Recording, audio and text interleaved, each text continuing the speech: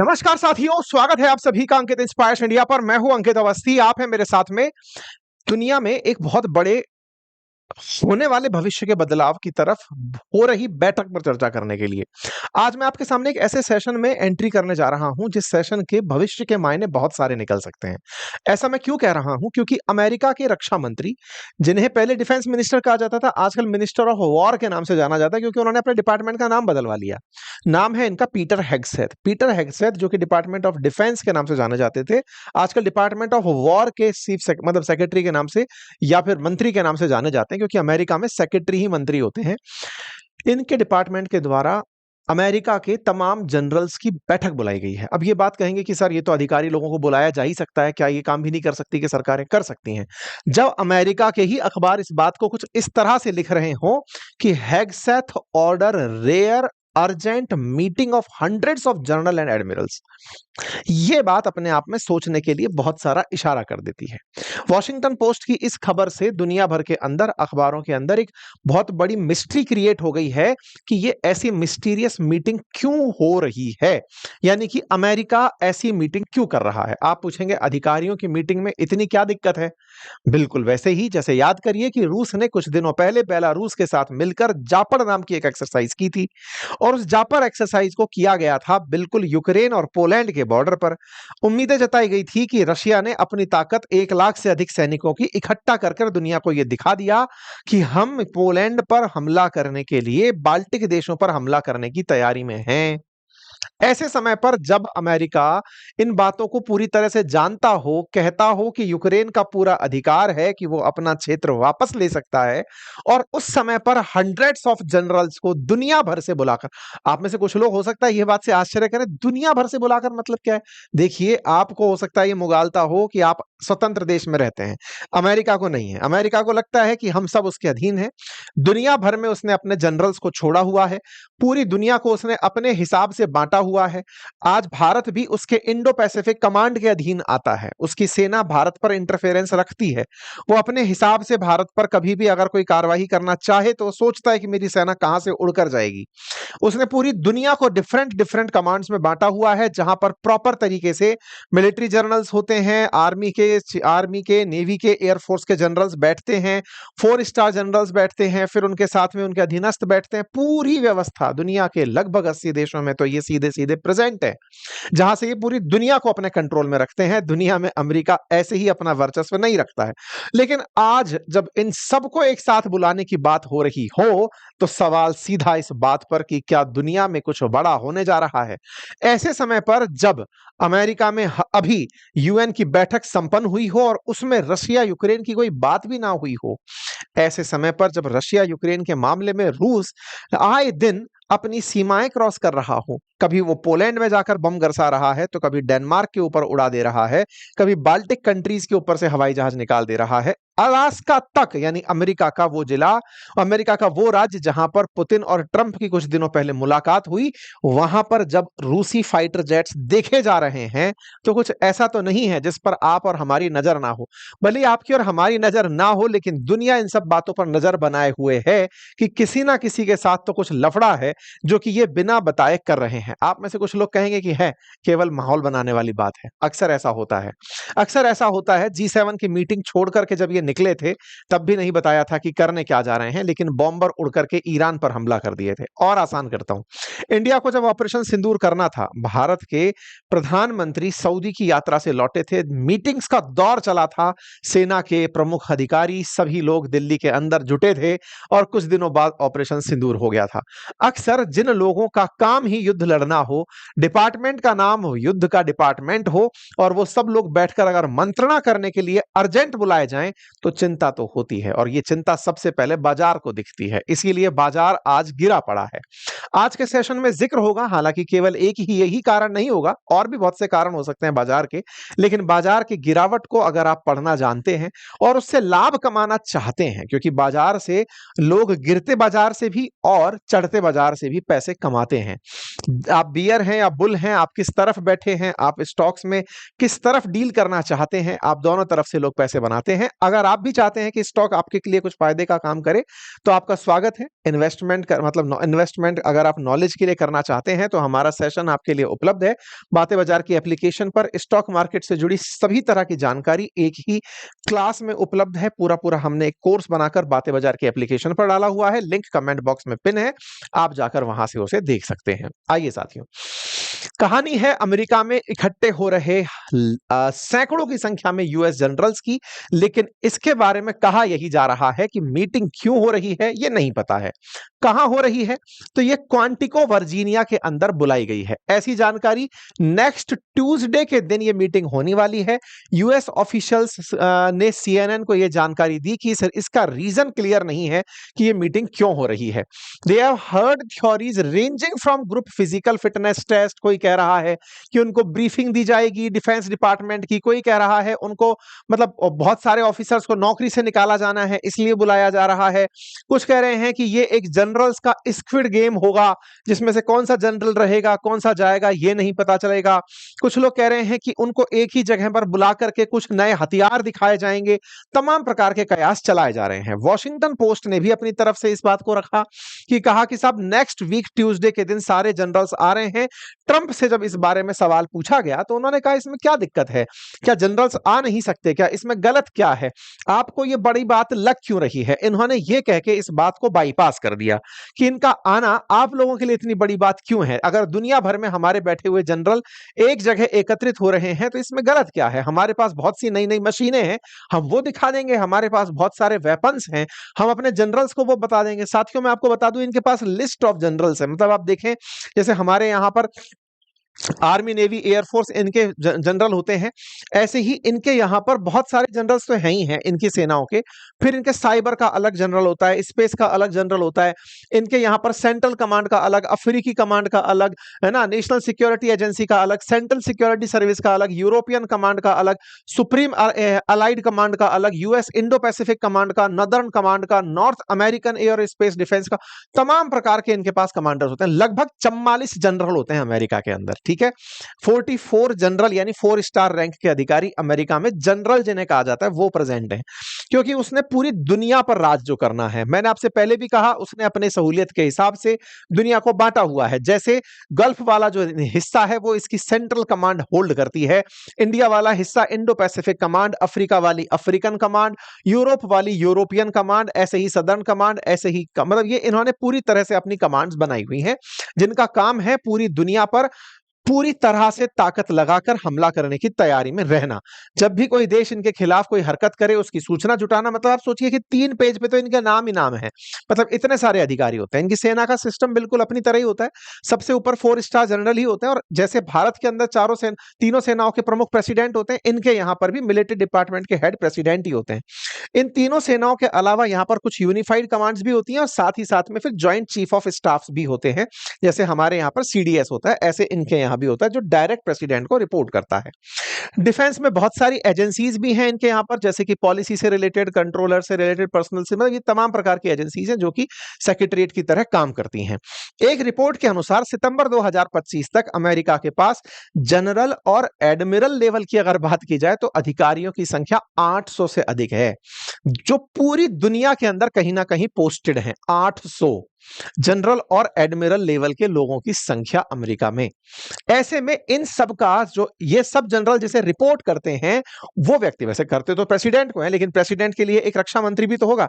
तो जो रक्षा मंत्री है यहां पर वो है पीटर हेगसेथ। इनका जब काम इनको मिला उसके बाद इन्होंने कहा कि सर हम लोग रक्षा नहीं करते, हम हमला करते हैं। हम अपने ऊपर आने वाली चीज से, रक्षा तो वो लोग करें जिन्हें डिफेंस की जरूरत है। आप सोचकर देखिए ना कि आपका क्या काम है, सब हम डिफेंस करते हैं, इसका मतलब कोई आप पर आकर हमला करेगा तो आप डिफेंस करेंगे ना। लेकिन अमेरिका डिफेंस थोड़ी करता है, डिफेंसिव थोड़ी रहता है, वो तो एग्रेसिव रहता है, वो तो कॉम्बैटिंग पोजीशन में रहता है, वो तो युद्ध करने जाता है। बोले हम डिफेंस नहीं, अटैक करते हैं। इसलिए इन्होंने अपने आते डिपार्टमेंट का नाम बदलवाया, लगवाया कि डिपार्टमेंट ऑफ डिफेंस मत बोलिए सर मेरे डिपार्टमेंट को, डिपार्टमेंट ऑफ वॉर बोलिए, क्योंकि अमेरिका वॉर में कूदता है। तो साहब अब कारण निकाले गए कि पीटर हेगसेथ जिन्होंने डिपार्टमेंट ऑफ वॉर बनाया, क्या कारण हो सकता है कि जनरल्स को इकट्ठा कर रहे हैं।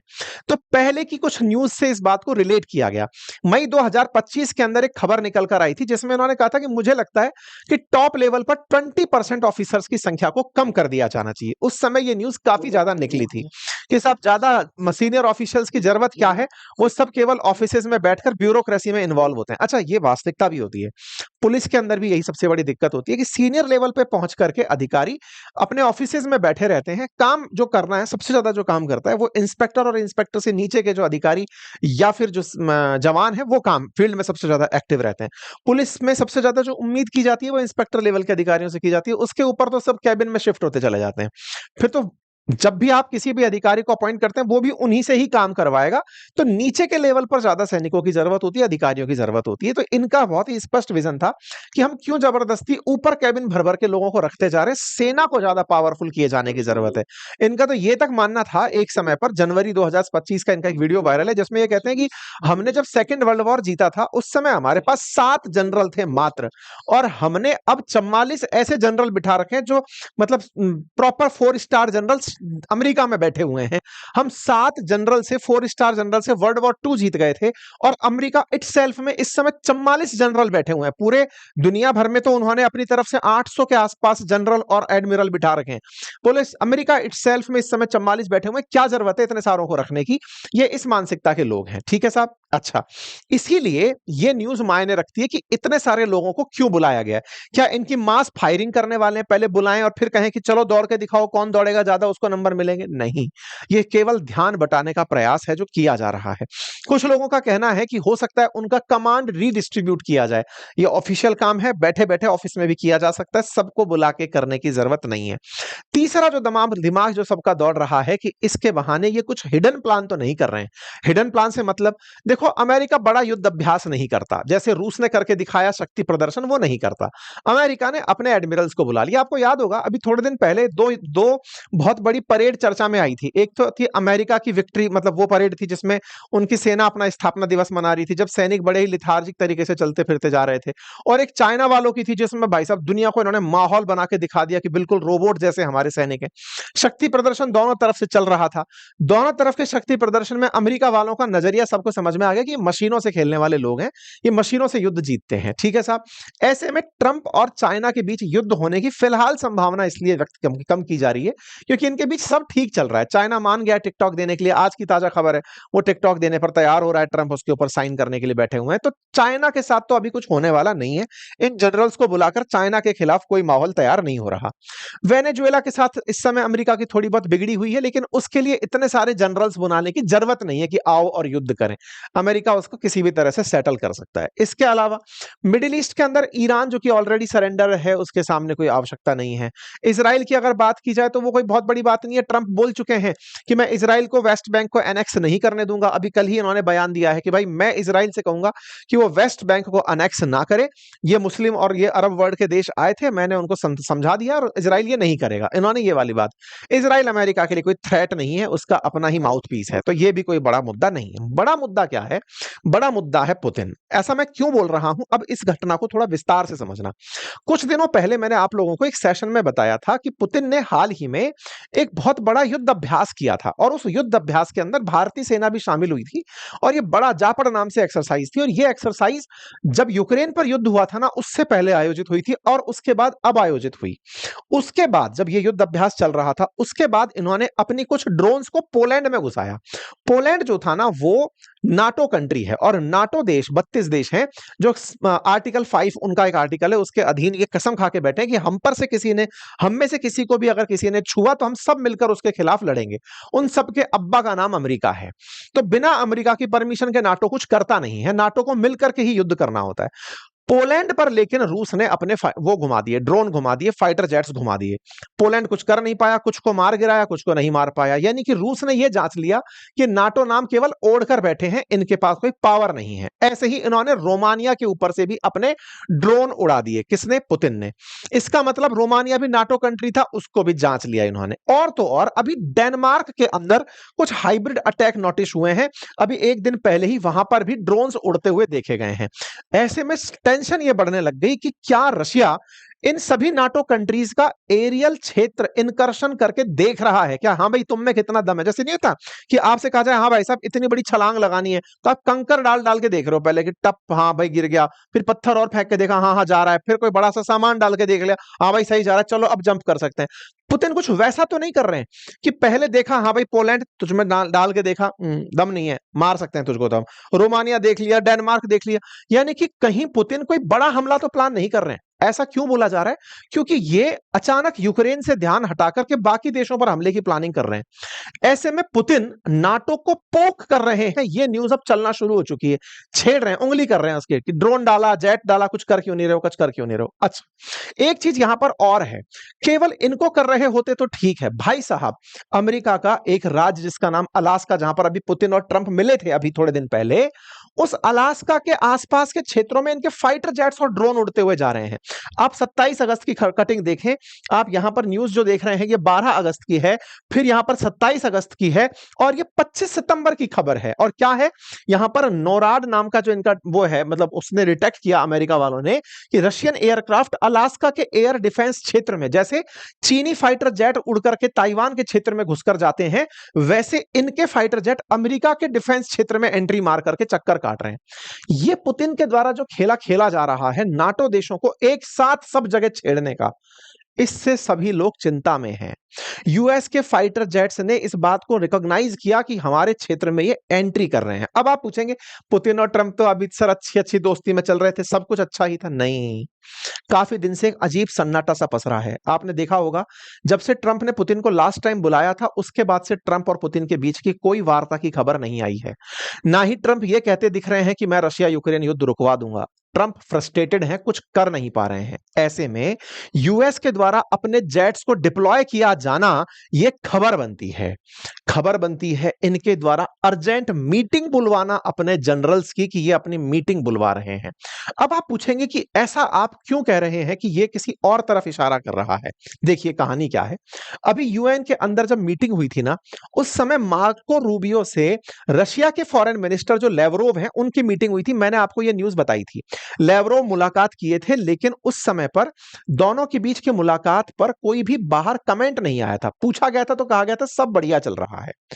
ट्रंप ने लेकिन इसी बीच में यूक्रेन से एक लाइन बोल दी, और वो लाइन ये थी कि तुम चाहो तो अपना क्षेत्र वापस ले सकते हो जो रूस तुम्हारा कब्जा करके बैठा है। ये न्यूज आप देख सकते हैं, कल की खबर है। ट्रंप ने कहा है, डीडब्ल्यू में छपी है, ट्रंप ने यूक्रेन से कहा है कि तुम अगर चाहो तो अपना क्षेत्र वापस ले सकते हो। एक बात बताओ, यूक्रेन में ताकत होती तो क्या वो अब तक ले नहीं लिया होता? अब तक वो बैठा क्यों था? अब तक बैठा इसलिए था क्योंकि रूस हावी था। लेकिन अभी यूक्रेन को कहा क्या गया है, तुम अपना क्षेत्र जाओ और वापस ले लो। बोले साहब हमारे पास तो क्षमता नहीं है। बोले हम खड़े हैं ना पीछे। बोले कैसे खड़े हो? तो अब दूसरी खबर देखो। खबर यह है 24 सितंबर को ट्रंप कहते हैं कि मैंने देख लिया कि रूस के पास कोई ताकत नहीं है। अगर होती, जिस यूक्रेन को वो 5 दिन में हरा सकते थे, 3.5 साल से उसका बाल भी बांका नहीं कर पाए, एक छोटा सा क्षेत्र लेकर बैठे हैं। बात तो सही है। जिस रूस के बारे में आपने और हमने भी सोचा था कि यूक्रेन को तो 7 दिन में ही समाप्त करके हट जाएंगे, 3.5 साल से उस यूक्रेन के साथ रूस अटका हुआ है। हालांकि वो बात दूसरी है कि यूक्रेन के पीछे नाटो खड़ा है, लेकिन फिर भी रशिया तो रशिया है ना, उसको तो साफ कर देना चाहिए था पूरा खेल। जबकि यूक्रेन ने हथियारों से अभी तक रशिया पर अटैक नहीं किया है, वो कभी कभार ड्रोन फेंकता है और उसकी मार खा जाता है। इसका मतलब रूस कागजी शेर है। यह बात ट्रंप ने बोल दिया और कहा कि इससे पता चलता है कि वो कागज के शेर हैं। एक पेपर टाइगर वाली जो इन्होंने उपमा दे डाली कि रशिया और कुछ नहीं, एक कागज का शेर है। ये जो कागज का शेर वाली उन्होंने उपमा दी, इससे एक लाइन और निकलती है, और वो ये कि Ukraine would be able to take back their country in its has in its original form, and who knows, maybe even go further than that. कुछ समझ पा रहे हैं आप? यूक्रेन अपना क्षेत्र वापस लेने में कामयाब होगा, और क्या पता उससे भी आगे निकल जाए। इसका अर्थ समझ रहे हैं? इसका अर्थ है कि ये अब यूक्रेन को परमिशन दे रहे हैं कि जाओ और मरो। किस चीज के लिए? आगे पढ़िए, इसमें बोलते हैं I wish both countries well, we will continue to supply weapons to NATO for NATO to do what they want with them. खेला क्लियर कर दिया। हम नाटो को अपनी तरफ से वेपन देना जारी रखेंगे और नाटो उनका जो करे सो करे। इसका सीधा अर्थ था कि नाटो यूक्रेन को हथियार दे और यूक्रेन उन हथियारों से जाकर रशिया से लड़े, इसकी अब हम इजाजत देते हैं। समझे आप खेला क्या खेल गए ट्रंप। अब तक अमेरिका ने एक लाइन बोल रखी थी कि अगर किसी भी देश ने उसको यूक्रेन को लॉन्ग रेंज मिसाइल दी तो मैं उस देश के ऊपर हमला कर दूंगा, मैं ये मानूंगा कि वो युद्ध में शामिल हो गया। इधर ट्रंप ने खेला क्या खेला, इन्होंने पहले नाटो को पार्टी बनाया। कैसे पार्टी बनाया, उकसा उकसा करके।